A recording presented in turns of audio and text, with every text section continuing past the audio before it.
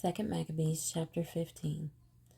But Nicanor, hearing that Judas and his company were in the strong places about Samaria, resolved without any danger to set upon them on the Sabbath day.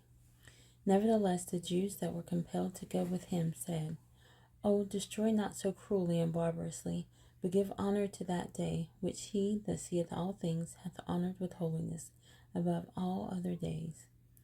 Then the most ungracious wretch demanded, if there were a mighty one in heaven that had commanded the Sabbath day to be kept.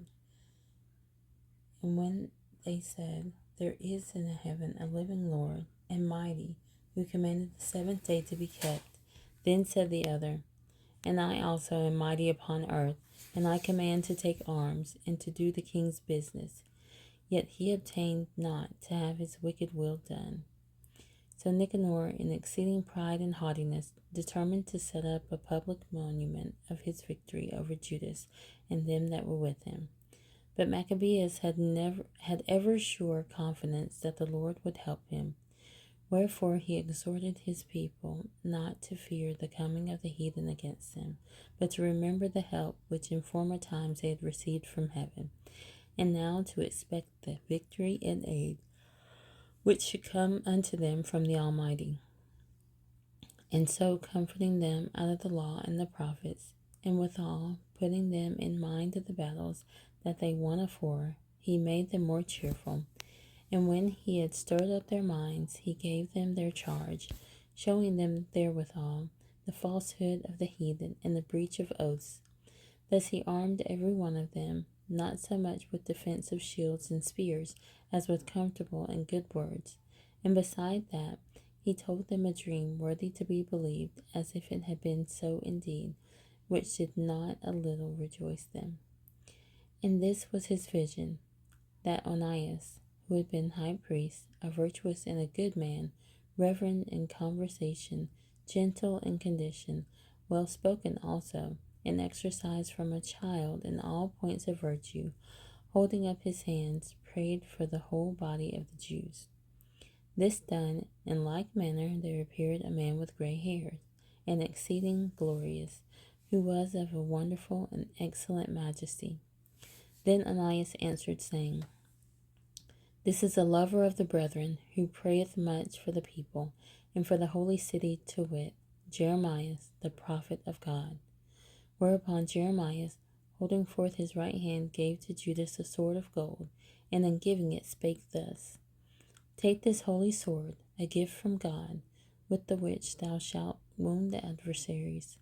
Thus being well comforted by the words of Judas, which were very good, and able to stir them up to valor, and to encourage the hearts of the young men, they determined not to pitch camp, but courageously to set upon them, and manfully to try the matter by conflict, because the city and the sanctuary and the temple were in danger. For the care that they took for their wives and their children, their brethren and folks, was in least account with them. But the greatest and principal fear was for the holy temple. Also they that were in the city took not the least care, being troubled for the conflict abroad. And now, when as all looked what should be the trial,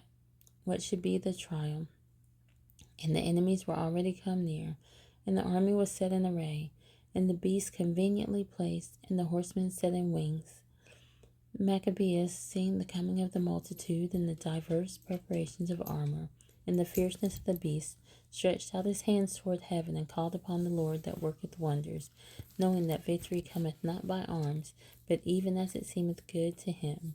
He giveth it to such as are worthy. Therefore in his prayer he said after this manner, O Lord, thou didst send thine angel in the time of Ezekias king of Judea, and didst slay in the host of Sennacherib 185,000. Wherefore now also, O Lord of heaven, send a good angel before us for a fear and dread unto them, and through the might of thine arm let those be stricken with terror that come against thy holy people to blaspheme. And he ended thus. Then Nicanor and they that were with him came forward with trumpets and songs, but Judas and his company encountered the enemies with invocation and prayer. So that fighting with their hands and praying unto God with their hearts, they slew no less than 35,000 men. For through the appearance of God they were greatly cheered. Now when the battle was done, returning again with joy, they knew that Nicanor lay dead in his harness. Then they made a great shout and a noise, praising the Almighty in their own language. And Judas, who was ever the chief defender of the citizens both in body and mind, and who continued to his love toward his countrymen all his life, commanded to strike off Nicanor's head and his hand with his shoulder, and bring them to Jerusalem. So when he was there, and called them of his nation together, and sat the priests before the altar, he sent for them that were of the tower, and showed them vile Nicanor's head, and the hand of that blasphemer, which with proud brags he had stretched out against the holy temple of the Almighty. And when he had cut out the tongue of that ungodly Nicanor, he commanded that they should give it by pieces unto the fowls, and hang up the reward of his madness before the temple. So every man praised toward the heaven the glorious Lord, saying, Blessed be he that hath kept his own place undefiled. He hanged also Nicanor's head upon the tower, an evident and manifest sign unto all of the help of the Lord. And they ordained all with a common decree in no case to let that day pass without solemnity, but to celebrate the 30th day of the 12th month, which in the Syrian tongue is called Adar, the day before Mardochio's day. Thus went it with Nicanor, and from that time forth the Hebrews had the city in their power. And here will I make an end. And if I have done well, and as is fitting the story, it is that which I desired. But if slenderly and meanly, it is that which I could attain unto. For is it hurtful to drink wine or water alone? And as wine mingled with water is pleasant, and delighteth the taste, even so speech finely framed delighteth the ears of them that read the story. And here shall be an end.